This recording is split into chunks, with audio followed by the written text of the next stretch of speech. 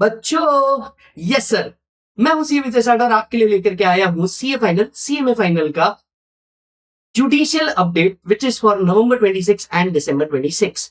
Sir, ये income tax act 1961 का last judicial update है, क्योंकि अगली बार हम शायद जुडिशियल अपडेट के लिए मिलेंगे और वो होगा इनकम टैक्स एक्ट 2025 के लिए। ये जो जुडिशियल अपडेट है ये आईसीएआई के वेबसाइट पे अवेलेबल है, लेकिन मुझे लगता है आप इसे हमारे टेलीग्राम से डाउनलोड कीजिए, क्योंकि हर केस के नीचे मैंने उसका जिस्ट एंड फाइनल कंक्लूजन लिख दिया है, जो आपको बहुत हेल्प करेगा, बहुत सारा टाइम सेव कर लेगा। तो सिर्फ वीडियो देखोगे और साथ साथ में अगर ये भी देख लोगे फाइल, तो आपका काम हो जाएगा। इससे ज्यादा आपको कुछ नहीं करने की जरूरत पड़ेगी। यस और नो? ओके, कुछ सवाल सर, क्या मई 26 के जो जुडिशियल अपडेट थे हमें वो इसके एडिशन में देखना है? तो दोस्तों, मई 26 के जो जुडिशियल अपडेट थे वो इसके अंदर में ऑलरेडी कवर्ड है, तो आप सिर्फ ये एक वीडियो देख लेंगे तो आपका काम हो जाएगा नवंबर 26 या दिसंबर 26 के लिए। ठीक है मालिक? ओके, तो अब जरा ध्यान से सुनना। सबसे पहले ये केस आता है प्रकाश बी कोहली का केस वर्सेस आईटीएटी। अभी केस को समझने से पहले आप थोड़ा सा लॉ समझ लीजिए। एम्प्लॉयर अगर पे करता है employees contribution to provident fund, तो इसका डिडक्शन तभी मिलता है जब वो एम्प्लॉइज प्रोविडेंट फंड का जो कॉन्ट्रीब्यूशन है वो before the due date in the respective act दिया जाए तो। अब ये बात तो हमारे को फाइनेंस एक्ट 21 के अपडेट के बाद भी पता चली गई थी कि employees contribution to provident fund का डिडक्शन तभी मिलता है जब हमने रिस्पेक्टिव एक्ट की ड्यू डेट से पहले पे किया। सेक्शन 43B उसके ऊपर एप्लीकेबल नहीं है। हालांकि ये जो केस है ये पुराना केस है उससे भी, और इससे रिलेटेड जजमेंट आज भी लॉजिकल है। यस, ओके, अब जरा ध्यान से सुनिएगा। तो हुआ क्या, असेसी ने एम्प्लॉय कॉन्ट्रीब्यूशन पे किया to the provident fund, but इसको पे किया beyond the due date in the respective act. अब क्योंकि beyond the due date in the respective act था, तो एओ ने इसे क्या कर दिया, डिसअलाउ कर दिया। तो रीड द फर्स्ट पॉइंट।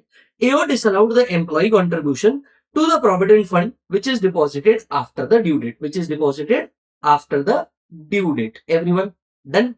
अब इसके बाद क्या हुआ, एओ ने तो डिसअलाउ कर दिया, मैटर पहुंचा आईटीएटी के पास। आईटीएटी ने हालांकि इसको अलाउ कर दिया। आईटीएटी ने बोला नहीं अलाउड है। अब क्यों अलाउड है? आईटीएटी ने बोला कि चलो रिस्पेक्टिव ड्यू डेट के बाद है, लेकिन रिटर्न भरने से तो पहले है ना, और क्योंकि रिटर्न भरने से पहले है तो आईटीएटी ने बोला मैं अलाउ करूंगा। तो एओ ने कर दिया डिसअलाउ, आईटीएटी ने कर दिया अलाउ। अब मैटर पहुंचा कहां? सुप्रीम कोर्ट में। सुप्रीम कोर्ट में इससे रिलेटेड एक डिसीजन आया और वो था चेकमेट सर्विसेज प्राइवेट लिमिटेड का केस। यही वो केस लॉ है जिसके बाद में इनकम टैक्स ने फाइनेंस एक्ट के अंदर में अपडेट किया था। इस कोर्ट ने, इस जजमेंट ने ये कहा, एपेक्स कोर्ट का जजमेंट था, इस जजमेंट ने ये कहा था कि नहीं, employee contribution to the provident fund का डिडक्शन तभी मिलेगा अगर ये रिस्पेक्टिव एक्ट की ड्यू डेट के पहले है। भले ही आपने रिटर्न भरने के पहले पे किया हो, कोई मैटर नहीं, एम्प्लॉय कॉन्ट्रीब्यूशन का तो डिडक्शन आपको तभी मिलेगा जब आप रिस्पेक्टिव एक्ट की ड्यू डेट से पहले पे करेंगे, अदरवाइज डिडक्शन नहीं मिलेगा। तो एओ ने क्या किया था, डिसअलाउ।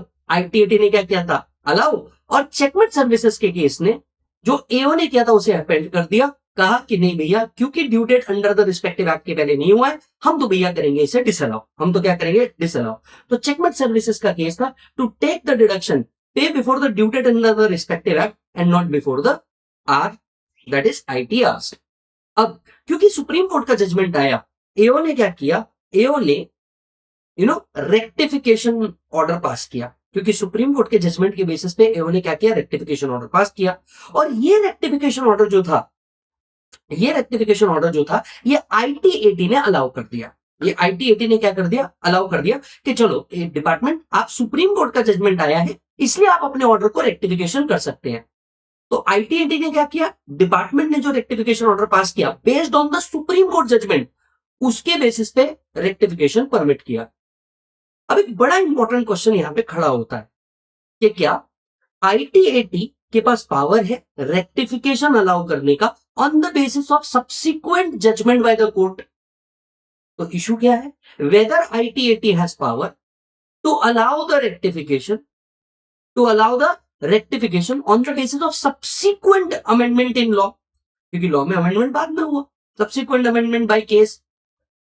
तो ऐसे केस में यहां पे इस मैटर को समझने के लिए कि क्या आईटीएटी के पास ऐसा कोई पावर है, इस मैटर को समझने के लिए हाईकोर्ट ने एक केस का सहारा लिया, और वो केस का नाम था infantry securities and facilities case. अब इस केस के अंदर का सिचुएशन क्या है, ये कहता है कि अगर सब्सिक्वेंट चेंज होता है, क्या होता है बोलो जल्दी से, सब्सिक्वेंट कोई जजमेंट आता है और ये जजमेंट सुप्रीम कोर्ट का ही क्यों ना हो, this is not considered as mistake apparent from record. We all know rectification करने के लिए there must be mistake apparent from record. और इन्फेंट्री सिक्योरिटीज का ही केस था जो कहता था कि subsequent judgment by the court even if it is Supreme Court will not constitute mistake apparent from record. और अगर इसे मिस्टेक अपेरेंट फ्रॉम रिकॉर्ड नहीं माना जा रहा तो ITAT जो रेक्टिफिकेशन ऑर्डर पास कर रहा है फिर वो भी वैलिड नहीं होगा। इधर देखिए, एओ ने डिसअलाउ किया, ITAT ने अलाउ किया, पर सुप्रीम कोर्ट ने इस पे केस दे दिया था चेकमेट सर्विसेज प्राइवेट लिमिटेड। फिर क्या हुआ, क्योंकि सुप्रीम कोर्ट का जजमेंट आ गया था, डिपार्टमेंट ने रेक्टिफिकेशन ऑर्डर निकाला और इस रेक्टिफिकेशन को अप्रूव कर दिया ITAT ने। अब सवाल उठा, क्या ITAT के पास पावर है ऐसा रेक्टिफिकेशन अलाउ करने का जो लेटर ऑन सब्सिक्वेंट जजमेंट के कारण आया है, जो लेटर ऑन सब्सिक्वेंट जजमेंट के कारण आया है। अब यहाँ पे जजमेंट और अमेंडमेंट इन लॉ, क्योंकि सुप्रीम कोर्ट जजमेंट था, supreme court judgement became law of land, तो later on amendment in law के कारण क्या ITAT अलाउ कर सकता है।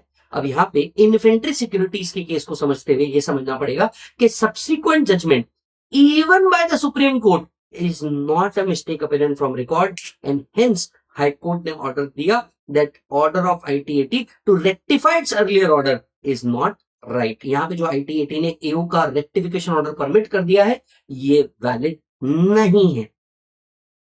So rectification order cannot be passed because of a later Supreme Court judgment. Even if there is a Supreme Court judgment, rectification order pass नहीं हो सकता because later Supreme Court का जो judgment आया, it is not the basis for rectification. It is not a mistake apparent from record. Everybody, तो इधर देखिए, High Court relying on the earlier decision Infantry Securities versus ITO held that a subsequent judgment even by the Supreme Court cannot itself basis of rectification, cannot itself is the basis of rectification, and ITAT's rectification order found to be without jurisdiction. ITAT ये नहीं कर सकता।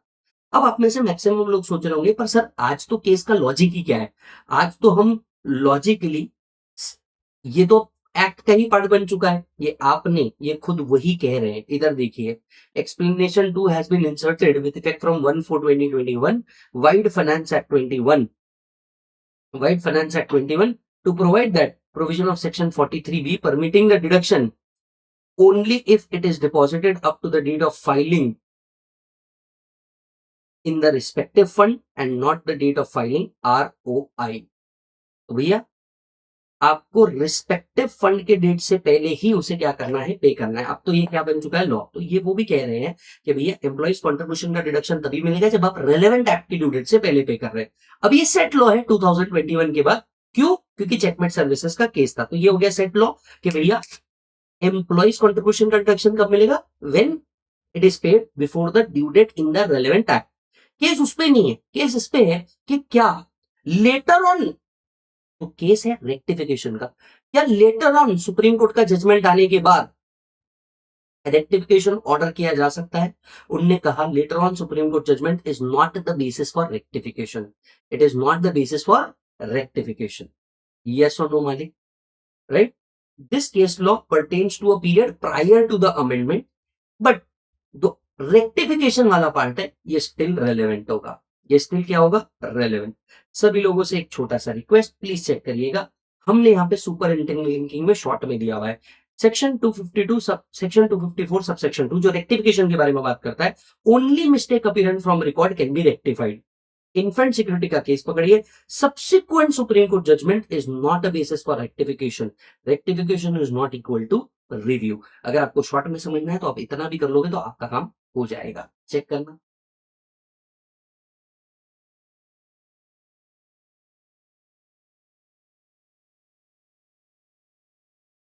Done है sir, बढ़ते हैं आगे। The next case belongs to Crown electromechanicals limited versus PCIT। अब इसके अंदर में क्या हुआ जरा समझिएगा, ये केस लॉ रिलेट करता है अपील्स एंड रिवीजन से। अपील एंड रिवीजन का भी चार्ट रिवीजन मैंने ऑलरेडी अपलोड करा हुआ है, प्लीज जाकर के देख लीजिएगा। यस और ओके। अब आते हैं इस केस के ऊपर। देखिए केस क्या था, ICC ने क्या किया, ITR फाइल किया और आईटीआर फाइल करते वक्त जो पार्ट ए होता है ना पीएनएल का, पार्ट ए ऑफ पीएनएल उनने सही तरीके से नहीं फिल किया, तो there is a mistake in filing of ITR, figures were not entered in the PNL being the part A of ITR. तो आईटीआर के अंदर में प्रॉपर फाइल किया ही नहीं गया था। इसके बाद क्या हुआ, क्योंकि आपने पीएनएल का पार्ट 1 फाइल नहीं किया तो रिटर्न प्रोसेस हुआ, और रिटर्न प्रोसेस होकर के एसएससी की इनकम सुपर हाई दिख गई।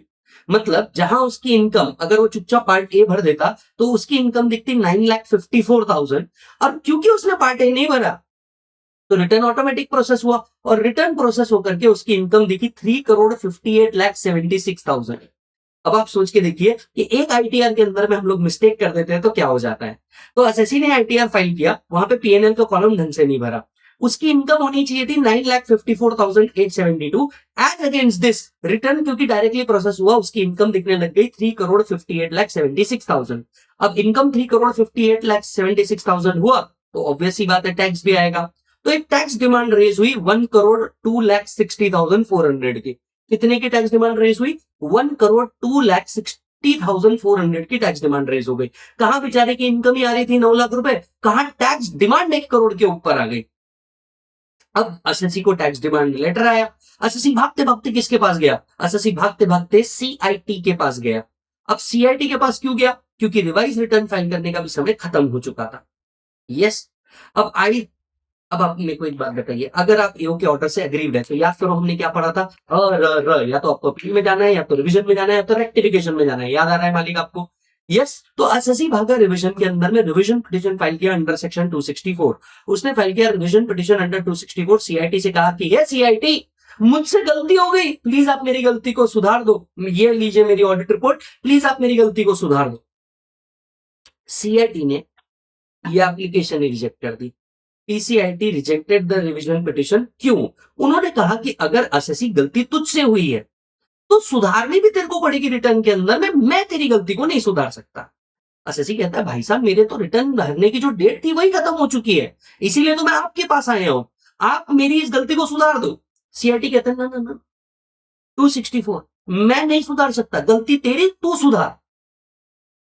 अब मैटर सवाल खड़ा हो गया कि क्या पीसीआईटी उस गलती को सुधार सकता है जो एसएससी द्वारा हो गई अनइंटेंशनल अंडर सेक्शन 264? क्या वो रिलीफ दे सकता है अंडर सेक्शन 264? तो हेल्ड हुआ, इस केस में हेल्ड हुआ that revision under 264 can be used even when mistake is committed by SSC, even when mistake is committed by SSC. Yes, तो बिल्कुल हो सकता है। सेक्शन 264 का जो पावर है ये वाइड पावर है, ये कहता है कि भले गलती एसएससी से हुई थी बट स्टिल 264 में आप उसको रिलीफ दे सकते हैं, एंड मैटर वापस से किसके पास पहुंचाया गया? पीसीआईटी के पास पहुंचा दिया गया। तो समअप करते हैं कि इसको एसएससी ने क्या किया था, रिटर्न भरते वक्त कुछ मिस्टेक कर दी थी, मिस्टेक के कारण जब रिटर्न प्रोसेस हुई इनकी इनकम बहुत हाई प्रोसेस हुई और डिमांड लायबिलिटी आ गई। जब डिमांड लायबिलिटी आ गई तो एसएससी ने क्या किया, रिवीजन पिटीशन फाइल किया और सीआईटी को बोला कि प्लीज आप मेरी गलती को सुधार दो। सीआईटी बोला ना ना ना ना ना, मैं तेरी गलती नहीं सुधार सकता, तेरी गलती तू जान, तेरे को हैंडल करना पड़ेगा, मेरे पास पावर नहीं है तेरे भी पे रिटर्न भरने का। ऐसे कि इसके अंदर में हेल्ड हुआ, 264 के अंदर में रिलीफ दिया जा सकता है भले ही गलती किसकी हो, एसएससी की हो। इसको अगर शॉर्ट में पढ़ना है तो बस यहां तक पढ़ लीजिए, सिंपल शब्दों में लिखा है 264 PCIT can grant relief even when their mistake is made by the SSC. Chapter याद रखिएगा, appeal and revision. Appeal and revision को बहुत डिटेल के अंदर में पढ़ना है, बिंदास जाइए। कहां जाएंगे? चैप्टर रिवीजन में जाइए, बहुत अच्छे से कंप्लीट हो जाएगा। Done done done done. तो चलिए एक बार इसको भी देख लीजिए।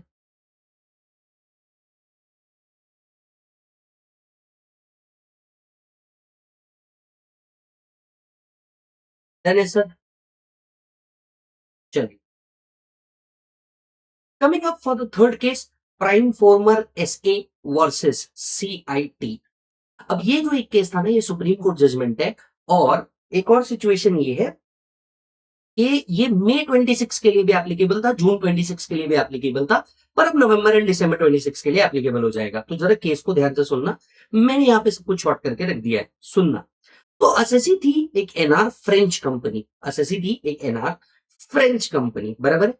और इनको क्या मिला था? कॉन्ट्रैक्ट मिला था ओएनजीसी की तरफ से। ये कॉन्ट्रैक्ट का पीरियड था 1983 से लेकर के 1993 तक के।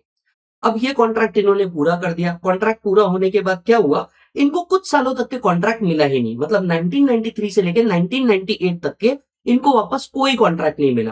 पर 1993 से लेकर 1998 तक के क्या हो रहा था, इनका बिजनेस समहाउ, कम्युनिकेशन इंडिया में चालू था, छोटे मोटे कॉन्ट्रैक्ट चालू थे, ओएनजीसी के साथ नहीं चालू था पर कम्युनिकेशन चालू था और छोटे छोटे कॉन्ट्रैक्ट बिल्कुल अच्छे से चालू थे।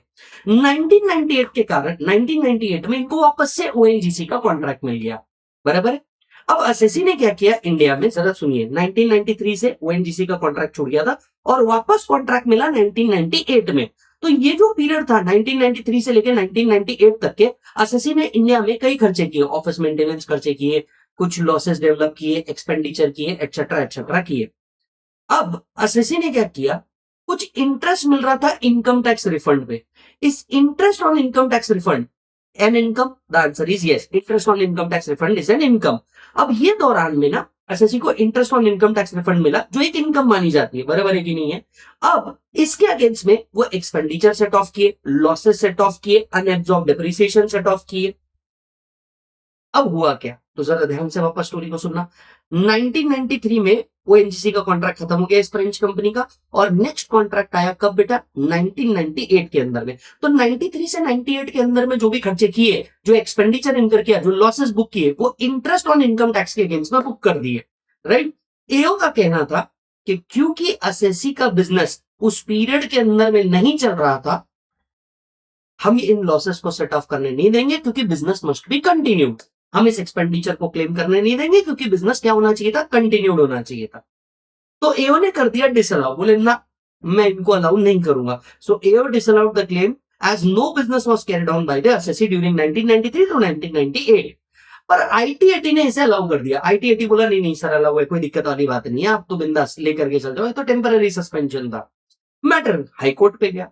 हाईकोर्ट ने बोला कि देखो भाई साहब, उस फॉरेन कंपनी का पीई इंडिया में नहीं है, और फॉरेन कंपनी का अगर पीई इंडिया में नहीं है तो हम नहीं मानते कि उनका बिजनेस इंडिया में था, और इसीलिए अब हम इस एक्सपेंडिचर को अलाउंस नहीं देंगे।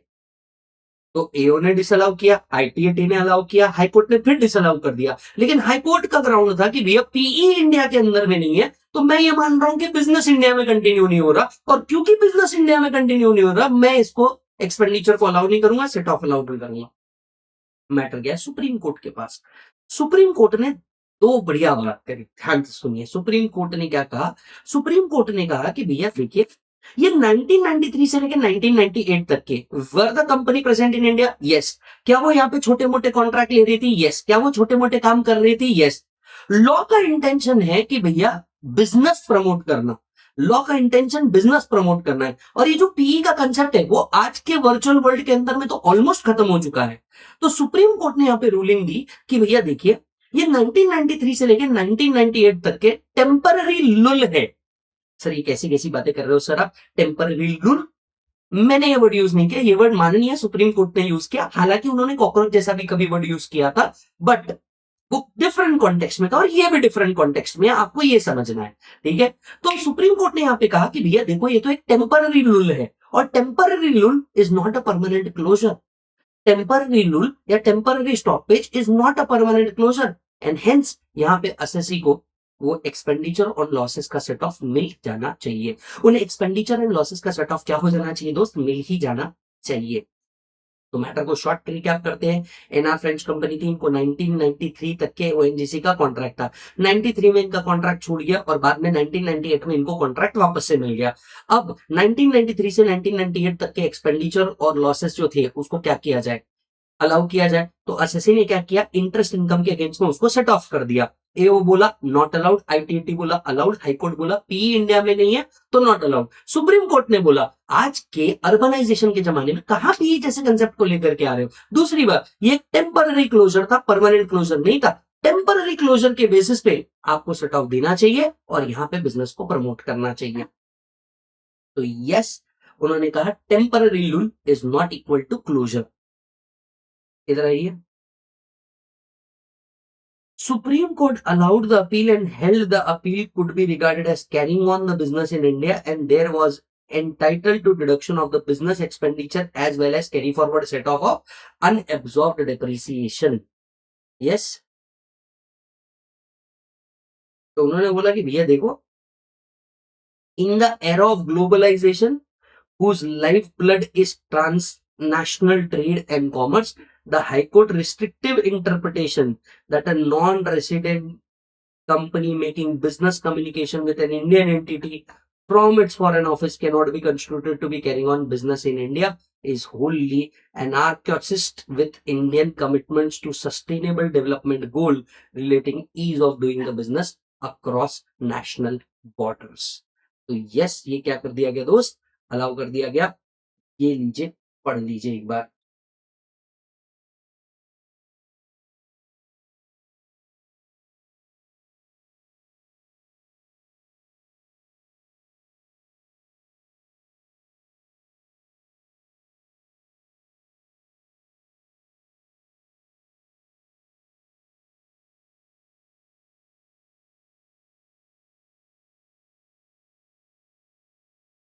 धन्य सर।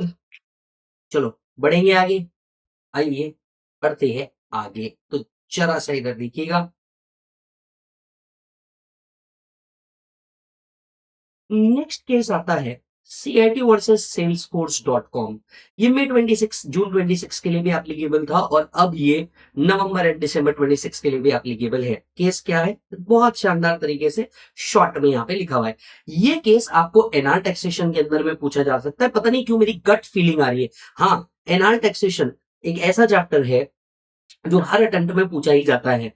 हर बार हम एबीसी एनालिसिस लेकर के आते हैं, इस बार के बाद भी हम लोग एबीसी एनालिसिस लेकर के आएंगे, तो वो भी आप लोग जरूर देखिएगा, वो भी आप लोग जरूर देखिएगा। वैसे मैं आपको बता दूं, नवंबर एंड दिसंबर के लिए अभी जुडिशियल अपडेट आने बाकी है। जैसे जुडिशियल अपडेट भी आएंगे, मैं वो जुडिशियल अपडेट भी क्या कर दूंगा, आपको अपलोड कर दूंगा हमारे इसी यूट्यूब चैनल के ऊपर। तो आप बने रहिएगा। हाल फिलहाल में फोकस करते हैं Salesforce.com का केस क्या था, जरा समझना। एक फॉरेन कंपनी थी, एक फॉरेन कंपनी ने ना CRM सर्विसेज बनाई थी, कस्टमर रिलेशन मैनेजमेंट सर्विसेज। वो कहां परफॉर्म करते थे, इंडिया में। CRM सर्विसेज कहां देते थे, इंडिया में देते थे। और इंडियन कस्टमर क्या करता था, एक सब्सक्रिप्शन फीस पे करता था इस CRM को यूज करने के लिए। तो फॉरेन एंटिटी इंडिया में CRM सर्विसेज देते थे, इंडियन एंटिटी फॉरेन एंटिटी को क्या पे करता था, सब्सक्रिप्शन फीस पे करता था for using that CRM services in India. अब सवाल उठा कि ये जो सब्सक्रिप्शन फीस एनआर को कहां मिल रही है, इंडिया के अंदर में मिल रही है, right? Is it taxable in India? Can it be considered as royalty within the meaning of section 9, और can it be considered as FTS within the article of India Singapore DTAA? तो ये एक बड़ा issue था। तो वापस से समझिएगा, फॉरेन कंपनी CRM सर्विसेज दे रही थी, इंडियन कंपनी सब्सक्रिप्शन फीस पे कर रही थी, और इसके कारण क्या हो रहा था, एनआर के हक में टैक्सेबिलिटी को लेकर के क्वेश्चन अराइज हुआ कि जो एनआर है, जो क्या कर रहा है, सब्सक्रिप्शन फीस रिसीव कर रहा है, क्या क्या क्या क्या क्या वो टैक्सेबिलिटी में आ सकता है इंडिया के अंदर? सवाल था। कस्टमर ओनली क्या कर रहा है भाई साहब, customer only getting access to that particular right. यहां पे कॉपीराइट ट्रांसफर नहीं हो रहा, और क्योंकि कॉपीराइट ट्रांसफर नहीं हो रहा, इसे रॉयल्टी की डेफिनेशन में नहीं लाया जा सकता with in the meaning of section 9। तो with in the meaning of section 9 में लाने के लिए सॉफ्टवेयर का कॉपीराइट ट्रांसफर होना बहुत जरूरी है। अगर आप सिर्फ सॉफ्टवेयर को एक्सेस कर रहे हो और कॉपीराइट ट्रांसफर नहीं हो रहा, तो ऐसे केस में उसे रॉयल्टी क्लासिफाई नहीं किया जा सकता। अब दूसरा सवाल उठा कि चलो आप उसको कॉपीराइट क्लासिफाई नहीं कर सकते, तो FTS के अंदर में डाल दो, FTS के अंदर में डाल दो। अब देखिए, FTS में आने के लिए भी ना, अगर आप सिर्फ सॉफ्टवेयर के फीचर्स यूज कर रहे हैं, तो आप इसको फीस फॉर टेक्निकल सर्विसेज भी नहीं बोल सकते, क्योंकि आपने कोई टेक्निकल नॉलेज लिया ही नहीं, कोई टेक्निकल नो हाउ शो ही नहीं किया। तो further customer merely use the software feature and hence subscription fees is also not FTS। तो ना ये रॉयल्टी माना जाता है, ना ये FTS माना जाता है। सिंपल शब्दों में conclusion, the subscription fees is not taxable in India. The subscription fees is not taxable in India, क्योंकि ना तो कॉपीराइट ट्रांसफर हो रहा है, ना कोई एक्चुअल इंटेलेक्चुअल प्रॉपर्टी ट्रांसफर हो रही है। Supreme Court on a petition for special leave to appeal did not interfere with the decision of High Court, and consequently the High Court ruling is final. अब High Court ने क्या ruling दी थी, इधर आइए। High Court held that since the copyright in the application is never transferred nor vested in the subscriber, the fees is not assessable as under section 9. Yes. Further, since customer or merely accorded the access to the application and take the advantage of analytical attribution, it will also not fall in the definition of fees for technical services. तो ना ही ये royalty है, ना ही ये fees for technical services है। Cut story short कि भैया बोलो बोलो बोलो बोलो बोलो। फीस, जो सब्सक्रिप्शन फीस है, ना तो ये टैक्सेबल होगी रॉयल्टी बोल के, ना ये टैक्सेबल होगी एफटीएस बोल करके। एवरीबॉडी यस और नो? यस मालिक। चलो जी, done done done done, check कर लो।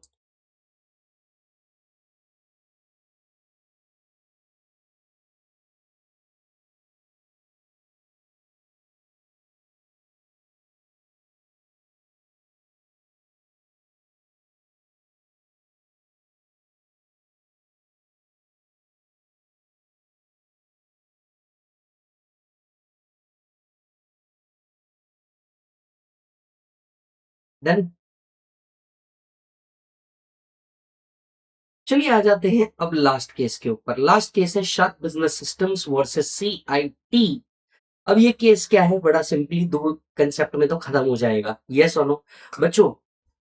यहाँ पे मैं आप सभी को बताना चाहता हूं, अगर आप डायरेक्ट एक्सेस के अंदर में प्रॉब्लम फेस कर रहे हैं, जहां पे कंसेप्ट तो आपको सब समझ में आ जाता है लेकिन सॉल्व करते नहीं आता है, तो आप डीटी का फास्ट ट्रैक भी ले सकते हैं। लगभग 35 लेक्चर्स के अंदर में विद प्रॉब्लम सॉल्विंग आपका सारा कंटेंट करवा करके दिया है। यस और नो? सो अगर आप चाहते हैं तो आप वो भी ले सकते हैं, नहीं तो आप चार्ट रिविजन से भी एटलीस्ट कंटेंट पूरा का पूरा कर सकते हैं। अभी जुडिशियल अपडेट आए हैं, अभी तो आपका स्टैट्यूटरी अपडेट्स आने बाकी है। स्टैट्यूटरी अपडेट्स के लिए भी वेट कीजिएगा, एटलीस्ट तब तक के रिवीजन आपका कंप्लीट करके रखिएगा। यस और नो? हम बहुत जल्द एबीसी एनालिसिस लेकर के आने वाले हैं, तो वो भी आपके लिए बहुत यूजफुल होंगे। आ जाओ बच्चों, चलते हैं केस के ऊपर। Shark business system. अब शार्क बिजनेस सिस्टम ने क्या किया, एक जॉइंट वेंचर किया, किसके साथ? एलएनटी के साथ। इस जॉइंट वेंचर के तहत शार्क ने कहा कि भैया जो प्रोडक्ट आप बनेंगे हम इंपोर्ट करेंगे एंड देन उसको सेल करेंगे। और एलएनटी के साथ एट द सेम टाइम एक पेमेंट किया एलएनटी को 3 करोड़ रुपीस का, कि आप non compete business agreement sign कीजिए, कि हम क्योंकि आपसे इंपोर्ट करवा के बेच रहे हैं, आप खुद कभी इंडिया में आकर के नहीं बेचेंगे। तो शार्क एंड एलएनटी ने क्या किया, एक ज्वाइंट वेंचर किया। और ये ज्वाइंट वेंचर करने के बाद शार्क ने एलएनटी को एक पेमेंट भी किया नॉन कम्पीट फीस का 3 करोड़ रुपीस का, ये कहते हुए कि हम गुड्स आपसे मंगा रहे हैं, हम यहाँ पे सेल करेंगे, आप पर्सनली कभी भी क्या नहीं करेंगे, बोलिए जल्दी से। आप पर्सनली कभी भी क्या नहीं करेंगे, सेल नहीं करेंगे। To which the LNT agreed. अब सवाल उठा, ये जो 3 करोड़ रुपीस का पेमेंट है, क्या ये कैपिटल एक्सपेंडिचर ट्रीट किया जाए या ये रेवेन्यू एक्सपेंडिचर ट्रीट किया जाए? तो जो आप प्रैक्टिकली नॉन कम्पीट फीस पे करते हैं, ये नॉन कम्पीट फीस को कैपिटल एक्सपेंडिचर मानना या रेवेन्यू एक्सपेंडिचर मानना, बस ये इशू है। बहरहाल एओ ने, सीआईटी अपील्स ने, आईटीएटी ने, हाई कोर्ट ने, सब ने बोला कि ये कैपिटल एक्सपेंडिचर, सब ने बोल दिया कैपिटल एक्सपेंडिचर है। लेकिन भाई हमारे यहाँ पे आते हैं सुप्रीम कोर्ट। सुप्रीम कोर्ट कहते हैं कि नहीं नहीं नहीं नहीं, सुनो, ये जो एओ सीआईटी आईटीएटी ने जो भी जजमेंट दिया उसको बाजी रोको। आप पहले ये बताओ, नॉन कम्पीट फीस आपने दी क्यों? नॉन कम्पीट फीस बेसिकली इनने बिजनेस कैरी आउट करने के लिए दी efficiently. It does not create any new asset. आप इसे कैपिटल एक्सपेंडिचर तब मान सकते हैं जब कोई न्यू एसेट क्रिएट हुआ। अब ये नॉन कम्पीट फीस से आपको कोई नया एक्सपेंडिचर तो क्रिएट नहीं हो रहा। Eight the same time it just remove the competition. इस पूरे पेमेंट का लॉजिक क्या है, वो सिर्फ कॉम्पिटिशन को रिमूव करता है, नथिंग एल्स। अब जब पूरा पेमेंट सिर्फ कॉम्पिटिशन रिमूव कर रहा है, तो क्यों हम इसे कैपिटल एक्सपेंडिचर माने? At the end of the day supreme court ने कह दिया नॉन कम्पीट फीस जो आप पे कर रहे हैं ये एक रेवेन्यू एक्सपेंडिचर है, क्योंकि पहली बात इससे बिजनेस एफिशिएंटली कैरी आउट हो रहा है, दूसरी बात ये कोई नया एसेट क्रिएट नहीं कर रहा, और तीसरी बात ये सिर्फ कंपटीशन रिमूव कर रहा है, नथिंग एल्स। ये सिर्फ कंपटीशन रिमूव कर रहा है, nothing else. Are you getting the point? Yes. काम खत्म। और यहां पे finally Supreme Court reversed the order of Delhi High Court and held that the non-compete fees paid by SSE is an allowable revenue expenditure within the four corners of Section 371 of the Income Tax Act 1961. तो लीजिए sir, यहाँ पे आपके judicial updates भी खत्म होते हैं as far as November 26 and December 26 is concern. Yes और नो मालिक? ये जो फाइल है मैं इसे अपने टेलीग्राम चैनल पर डाल रहा हूं, जिसका लिंक आपको नीचे देखने को मिल जाएगा।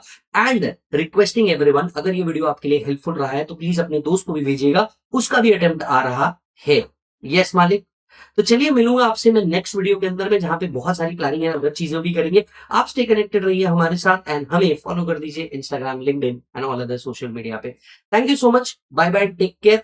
बहुत सारी प्रैक्टिस करना और जल्दी से पास हो जाना। Bye bye.